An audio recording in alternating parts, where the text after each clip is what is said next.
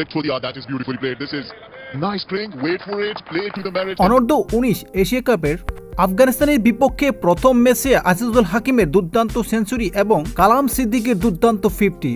গত আসরে এশিয়া কাপের চ্যাম্পিয়ন ছিল আন্ডার-19 ক্রিকেট দল। এবারের আন্ডার-19 এশিয়া কাপে প্রথম ম্যাচেই মুখোমুখি আফগানিস্তানের। বাংলাদেশ প্রথমেই ব্যাট করে নির্ধারিত 50 ওভার শেষে 228 রান করে 9 উইকেটের বিনিময়ে, যেখানে দুর্দান্ত সেঞ্চুরি করেন আজিজুল হাকিম, তার সাথে দুর্দান্ত ব্যাটিং করেন কালাম সিদ্দিকে 66 রানের। স্কোর যখন 3 রান তখনই উইকেট হারান জাওয়াদ আবরারের। তবে কালাম সিদ্দিকি ও আজিজুল হাকিমের দুর্দান্ত একটি পার্টনারশিপ ছিল এই ম্যাচে। 142 রানের একটি দুর্দান্ত পার্টনারশিপ ছিল। তবে ম্যাচটি জাতীয় দলের ক্রিকেটের মতো আন্ডার-19 প্লেয়ারদেরও এরকম একটি ধারাবাহিকতা দেখা গিয়েছে। 110 বল মোকাবেলা করে কালাম সিদ্দিকি 66 রান করেন। স্ট্রাইক রেট ছিল 60, 5টি 4 ও একটি ছক্কার মার ছিল এই ইনিংসে। ক্যাপ্টেন আজিজুলের 130 বলে 103 রানের একটি দুর্দান্ত ইনিংস আমরা দেখতে পেয়েছি। তবে স্ট্রাইক রেট আর একটু বাড়াতে পারলে ভালো হতো।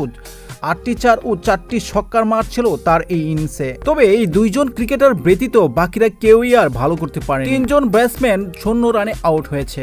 143 রানের একটি পার্টনারশিপ শেষে মনে হয়েছিল রানটি হবে 260, কিন্তু 30 রানের মধ্যে প্রায় 60টি উইকেট দিয়েছে তারা আফগানিস্তানদের, যার কারণে 228 রানে গিয়ে থমকে যায় বাংলাদেশের এই ইনিংস।